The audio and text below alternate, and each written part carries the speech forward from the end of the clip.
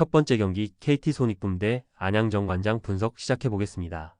KT는 휴식기 이후 재개된 리그 경기에서 삼성을 잡고 반등의 신호탄을 쏘아 올렸다.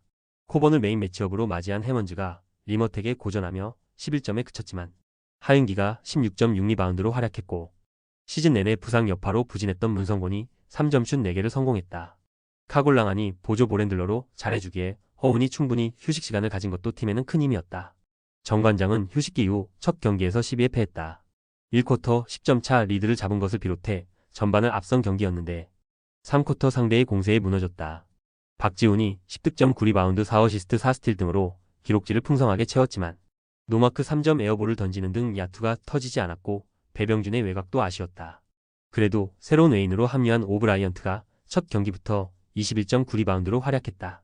KT의 승리를 본다.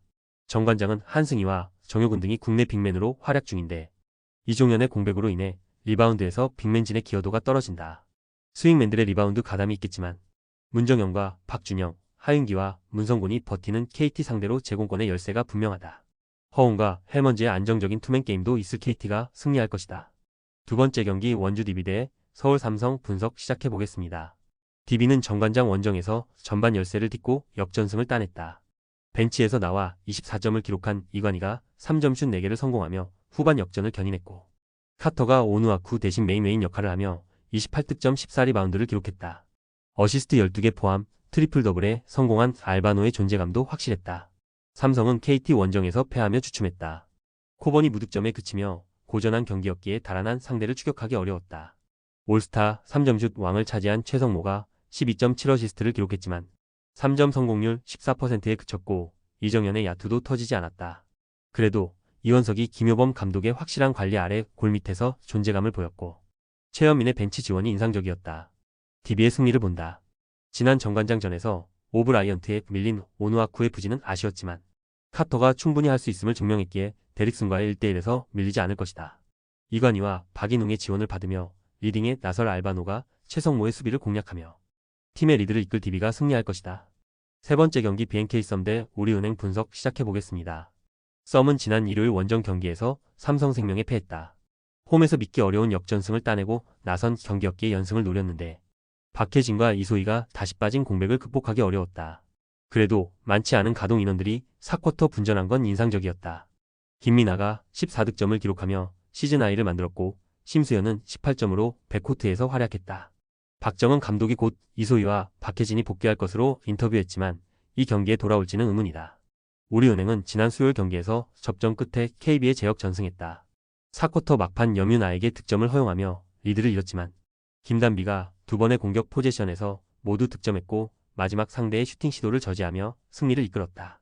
26득점 17리바운드를 기록한 김단비 외에도 이민지가 중요한 연속 득점을 기록하며 활약했고 한엄지의 골밑 활약도 좋았다. 우리은행의 승리를 본다. 썸이 박혜진의 복귀를 바라고 있는데 돌아온다 하더라도 꽤 오래 경기에 나서지 않았기에 경기 감각에 문제가 있을 수 있다.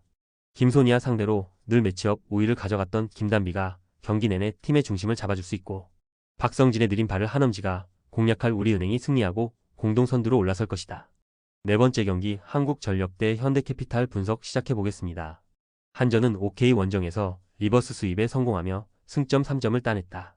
마테우스가 복귀전에서 8점에 그치긴 했지만 임성진이 50%의 성공률로 21점을 뽑아내며 활약했고 신영석이 블로킹 6점 포함 15점으로 맹활약했다. 윤하준과 야마토 등 다른 선수들의 컨디션도 무난했기에 가능했던 승리였다. 현케는 같은 연승팀인 KB 상대로 승점 3점을 따내며 압도적인 단독 1위를 지켜냈다. 황태규가 허리 부상으로 빠진 KB 상대로 한 세트를 내주긴 했지만 승점 3점을 획득한 건 의미가 있다. 허수봉과 심펑 등이 50%가 되지 못하는 공격 성공률로 부진했지만 레오가 24점을 기록하며 블로킹 3점과 공격 성공률 54%로 활약했고 정광인이 게임체인저 역할을 해냈다. 현케의 승리를 본다. 마테우스가 돌아온 한전이 3위권 추격을 위해 승리가 간절하지만 상대가 워낙 강하다. 질 것 같지 않은 최근을 보내며 최고의 경기력을 자랑하는 현케가 주도할 수 있는 경기다. 높이가 좋은 홈팀이지만 레오와 심펑, 허수봉의 삼각편대가 전위와 후위, 좌우를 가리지 않고 공격 득점을 뽑아낼 현케가 연승 행진을 이어갈 것이다. 다섯 번째 경기 IBK 기업은행 대 GS칼텍스 분석 시작해보겠습니다. 기업은행은 주중 화요일 경기에서 흥국생명에 패했다. 빅토리아가 연이어 오픈 공격을 성공하며 29점으로 한 세트를 가져오긴 했지만 3, 4세트를 내준 것이 아쉬웠다.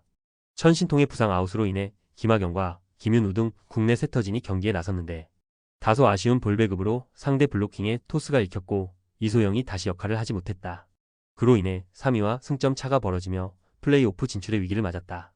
GS는 지난 주말 경기에서 페퍼에 완승했다. 최근 매 경기 50점 가까이 해주던 실바가 45%의 성공률로 25점에 그쳤지만 유서연이 13점을 기록하며 활약했고 오세연이 블로킹 4점으로 중앙에서 존재감을 보였다. 김지원 세터의 안정적인 볼배급도 승리의 원동력이었는데 상대의 의표를 찌르는 퀵오픈과 속공 시도로 페퍼의 수비 코트를 공략했다. 기업은행의 승리를 본다. 아킬레스 쪽이 불편한 천신통이 다시 결장할 것으로 보이지만 김하경이 김지원도가 떨어지는 세터는 아니다.